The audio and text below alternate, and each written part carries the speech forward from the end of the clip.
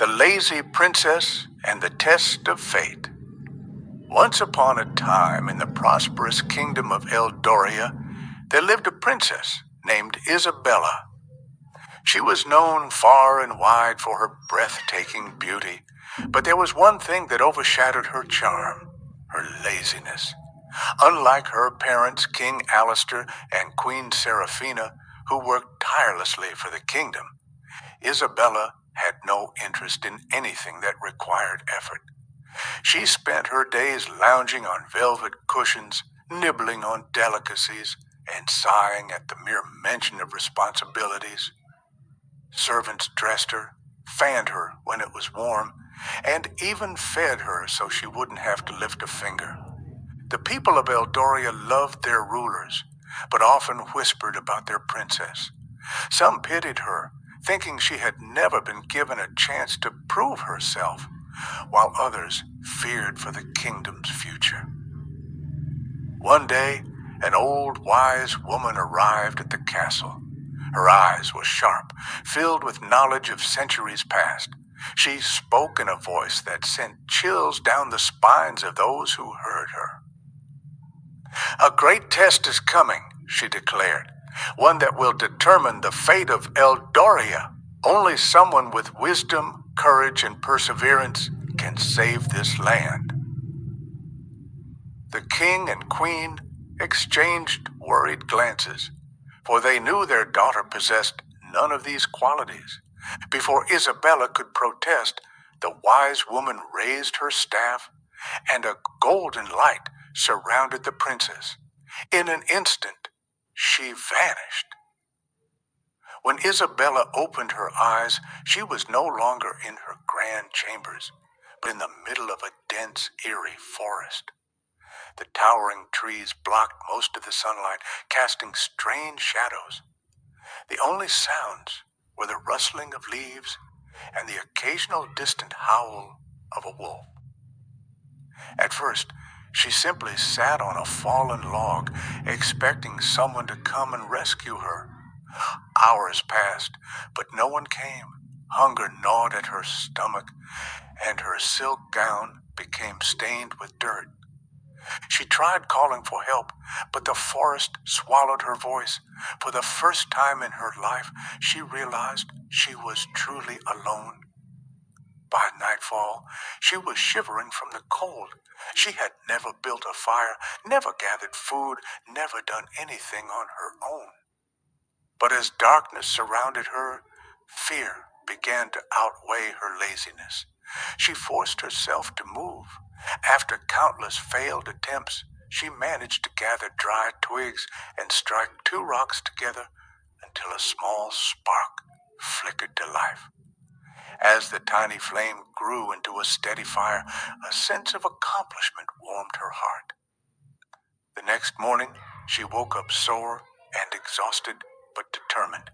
She found a stream nearby and learned to catch fish using sharp sticks. She built a shelter out of large leaves and sturdy branches. Days turned into weeks, and though it was the hardest thing she had ever done, she was surviving. One evening, as she sat by her fire, she heard a weak voice calling for help. Following the sound, she discovered a wounded traveler trapped beneath a fallen tree. Without hesitation, she used all her strength to push the branches aside. Her hands were bruised, her muscles ached, but she didn't stop until the traveler was free. The man, grateful for her kindness, revealed that he was a messenger from the kingdom. He carried an urgent message from the wise woman. A terrible darkness had fallen over Eldoria, and only Isabella could break the curse. Determined, Isabella and the messenger began their journey home. The path was dangerous, filled with wild animals and treacherous terrain. But Isabella never gave up. Each challenge she faced made her stronger. She learned to navigate by the stars, to fight when necessary, and to keep moving forward, no matter how tired she was. When they finally reached the castle, They found it covered in thick, black vines that pulsed with an eerie energy. The people of the kingdom stood frozen, trapped in a timeless curse. The wise woman stood in the courtyard, watching.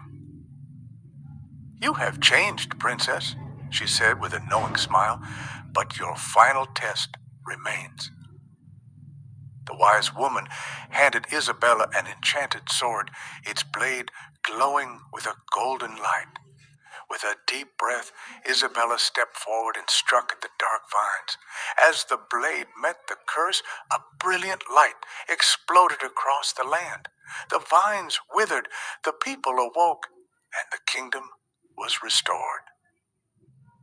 The king and queen rushed to embrace their daughter, tears in their eyes. The princess, who had once been known for her laziness, had proven herself to be strong, brave, and capable. From that day on, Isabella ruled beside them, no longer avoiding responsibility, but embracing it. Though she still enjoyed a soft cushion now and then, she had learned a valuable lesson. True strength is not in luxury, but in perseverance.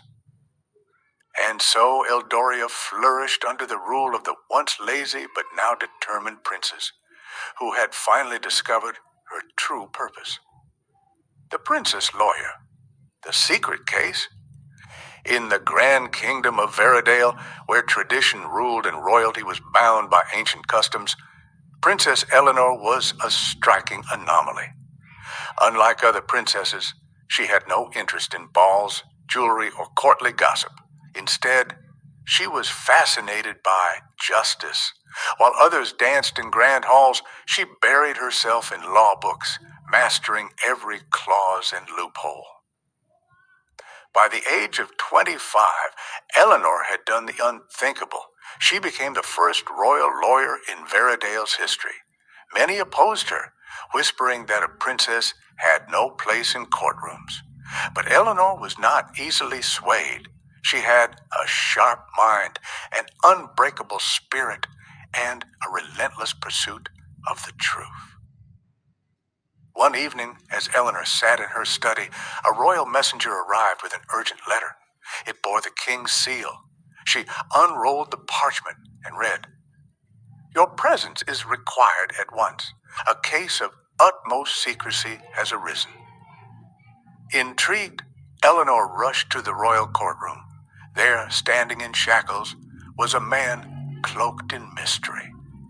His name was Alden Greaves, accused of plotting against the kingdom. But there was a problem. He had not spoken a single word since his arrest. The court was restless.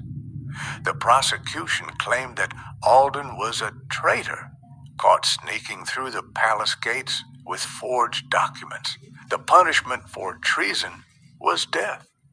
But something in Alden's eyes told Eleanor there was more to this case than met the eye. As she stepped forward, she declared, "I will defend this man." Gasps filled the courtroom. A princess defending an alleged traitor? It was unheard of. The trial began the next morning. Eleanor studied the evidence meticulously. The documents found on Alden were expertly forged, but she noticed a peculiar symbol in the margins, a secret code used by the royal spies. If Alden was a spy, why would he carry documents that could expose him? Determined to uncover the truth, Eleanor visited Alden in his cell. "If you want to live, you must speak," she urged, but Alden simply stared, his silence unbroken. The next day in court, Eleanor made her move. "Your Majesty," she addressed the king, "I request permission to examine these documents further." The king nodded. Eleanor placed the parchment under a special oil lamp, revealing invisible ink beneath the forged letters. The hidden message read, "Infiltrator within the palace. Trust no one." A hushed silence fell over the courtroom. Eleanor turned to the king. "This man is not a traitor. He is a warning." Just then, A shadow moved in the King and the Rock's balcony. A guard lunged, dagger in hand, aimed directly at the king's heart. Eleanor acted on instinct. She grabbed the nearest candlestick and hurled it at the assassin. The blow was enough to delay the attack, giving the guards time to subdue him. Alden finally spoke, his voice hoarse but steady. "The real traitor is within your trusted circle, Your Majesty." The king, shaken but alive, looked at Eleanor with newfound respect. "You have not only defended the innocent," he said, "but saved your kingdom." Alden was freed, and the true conspirators were unmasked in the days that followed. Eleanor had proven that justice was not bound by gender, tradition, or status. From that day on, she was no longer just a princess. She was the princess lawyer, and no injustice in Veridale would go unchallenged again. The Invisible Princess.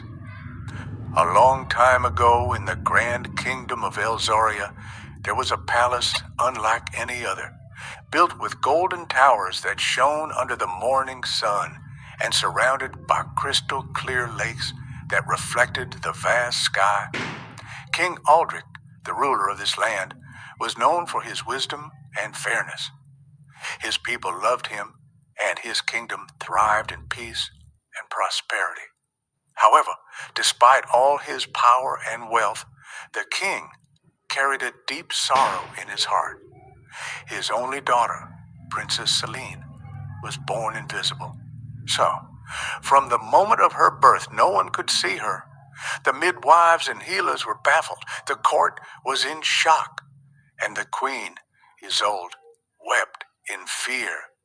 But no matter how much they searched for an answer, there was none. The princess was alive. Her cries could be heard. Her tiny hands could be felt. But she remained unseen. Some believed it was a curse. Others thought it was a divine mystery. To protect her from the world's judgment, King Aldrich ordered that no one outside the palace should ever know about the invisible princess. Years passed, and Celine grew up in isolation. She wandered the palace halls like a ghost, her presence known only through the sound of her footsteps and the occasional movement of objects she touched.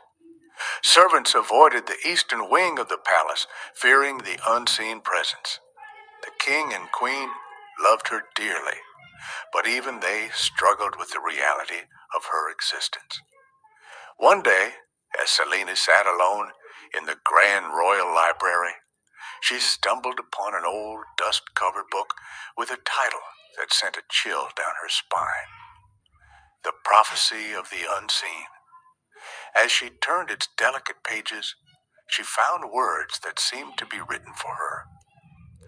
"When the hidden moon rises over the silver lake, the veil of the unseen shall be lifted, the lost shall be found, but only if the truth is spoken before the final chime of the bell." A spark of hope ignited in her heart. Could this prophecy be the key to breaking her curse? She had to find out, but she had little time. The hidden moon was set to rise in just 3 nights. Determined, Celine sought out the one person in the kingdom who might know more, the mysterious old seer, Eldrin, who lived in the enchanted forest beyond the palace walls. But leaving the palace was no easy task for a princess who had never stepped beyond its gates. The night before her departure, Selena stood before her mother and father, speaking words she had never dared to say before. "I refuse to be a shadow in my own home. If there is even the slightest chance that I can be seen, I must take it." Her mother's eyes filled with tears, and her father, after a long silence, finally nodded. "Then go, my daughter. Find the truth."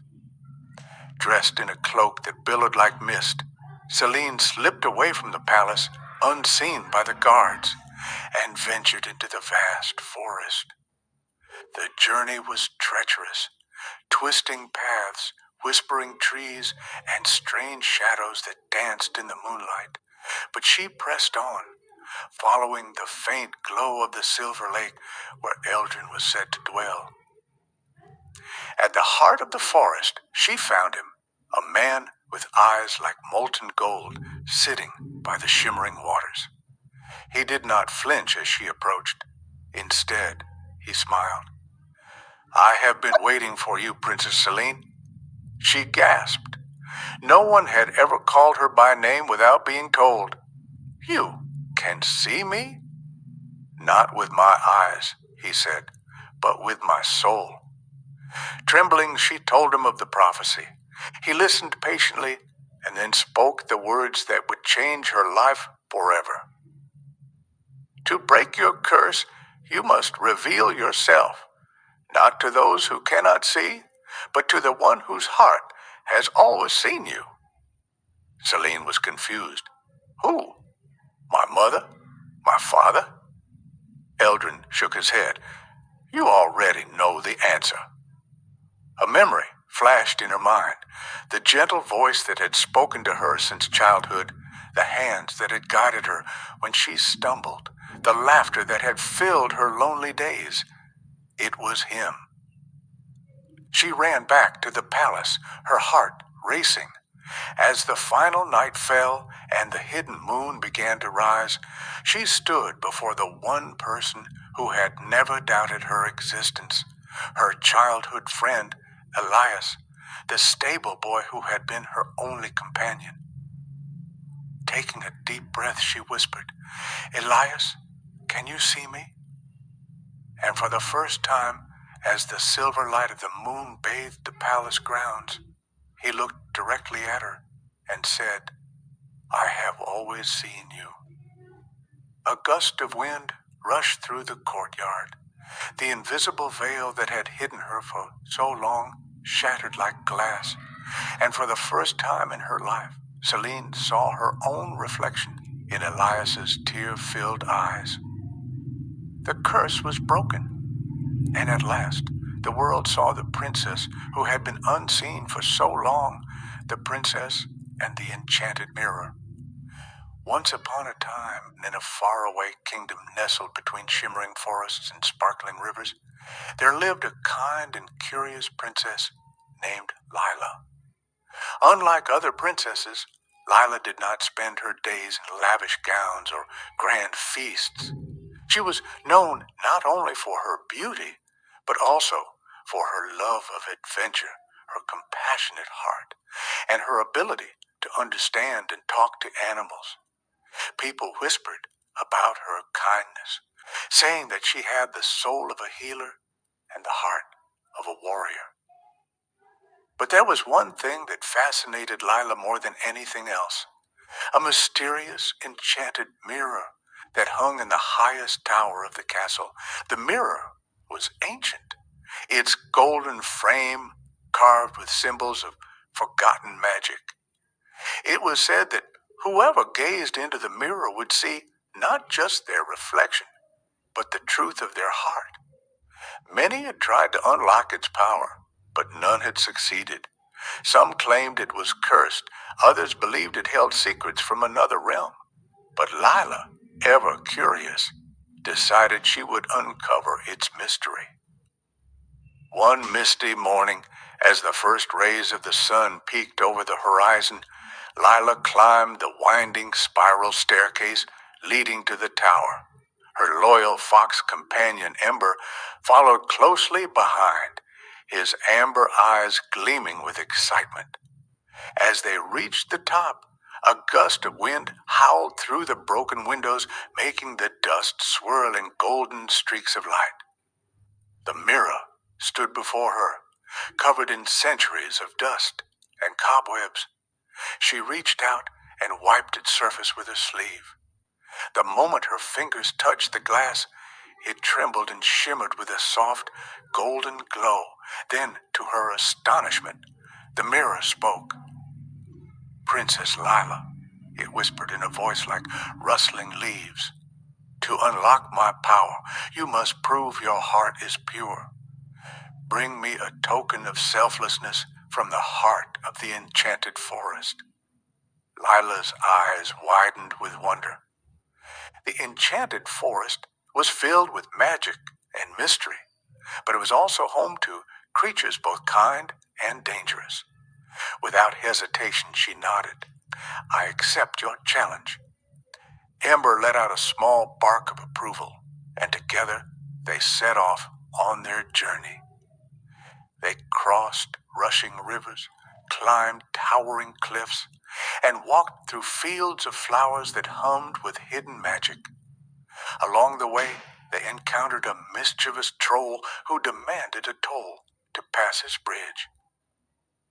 "You cannot pass unless you answer my riddle," the troll grumbled, stroking his wiry beard.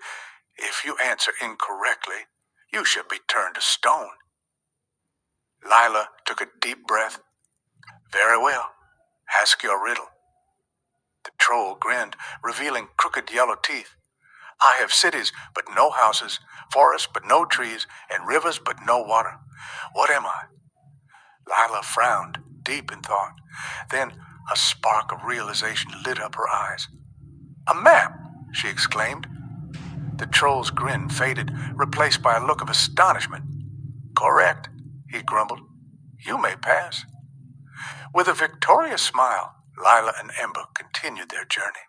Finally, deep within the enchanted forest, they stumbled upon a wounded baby dragon. Its emerald scales were dulled with pain, and its wing was bent at an odd angle. It let out a soft whimper, unable to fly. Lila's heart ached. She knelt beside the dragon, gently stroking its head. "Don't be afraid," she whispered. "I will help you." She tore a piece of her cloak and carefully bandaged the dragon's injured wing. For days she stayed by its side, feeding it berries and singing lullabies under the moonlight. Slowly the dragon grew stronger, its fiery spirit returning. One evening, as the stars shimmered above, the dragon stretched its wings and flapped them powerfully. It lifted off the ground, circling above Lila and Ember. Then, as a token of gratitude, the dragon plucked a glowing golden feather from its tail and gently dropped it into Lila's hands. "This," it rumbled, "is a feather of light. It carries the magic of kindness." Lila smiled, her heart full of joy. She hurried back to the castle, climbing the tower once more. Holding the golden feather, she placed it before the mirror. At once, the glass rippled like water, and instead of her reflection, she saw the faces of all the creatures she had helped throughout her life. The villagers she had comforted, the lost animals she had rescued, and now the baby dragon she had saved. The mirror spoke again, its voice warm and gentle. "You have proven your heart is pure, Princess Lila. From this day forward, you shall have the gift of healing to bring light and hope to those in need." A warm golden light enveloped Lila, filling her with a sense of peace and purpose.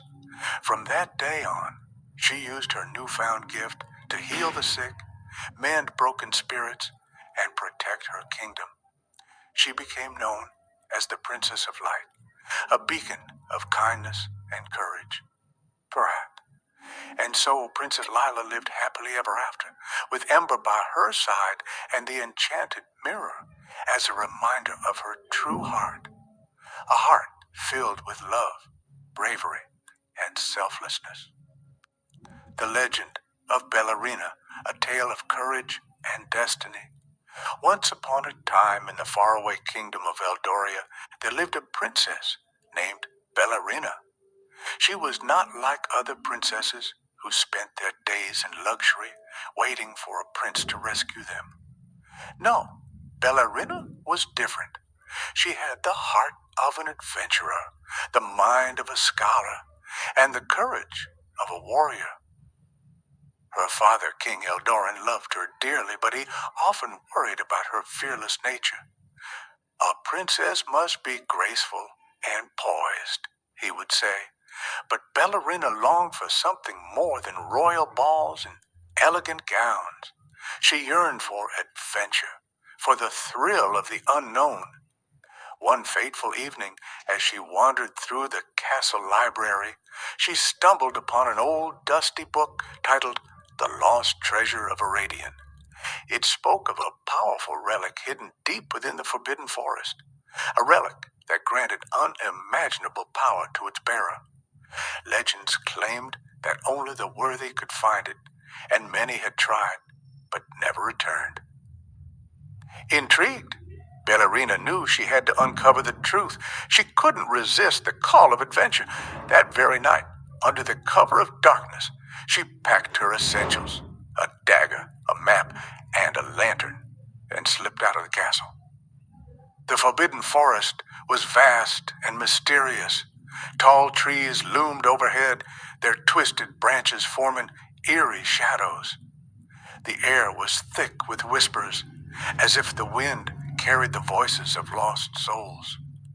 Every step she took sent shivers down her spine, but she pressed on.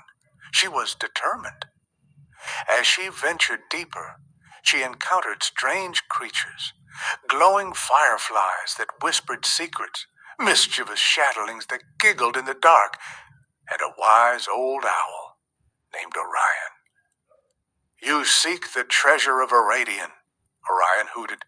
"But beware, for the path is filled with trials that test not only your strength, but also your heart."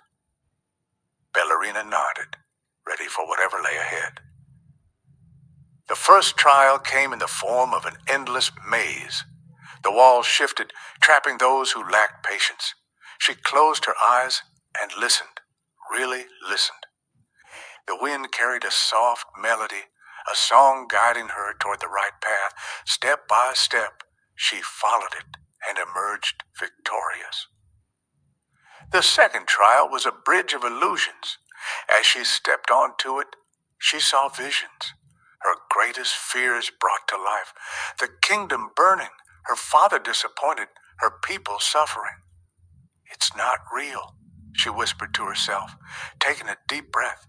"Fear is but a shadow."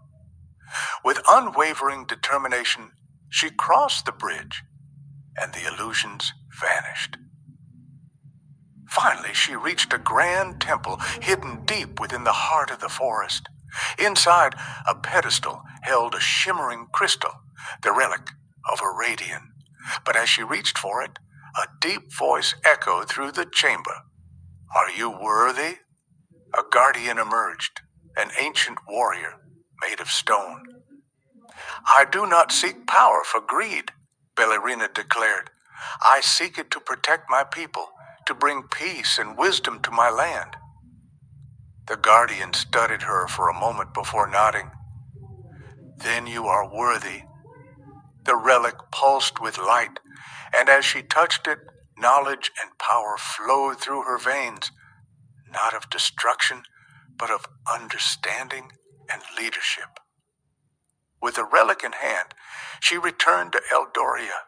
Her father, though initially furious at her reckless journey, saw the change in her.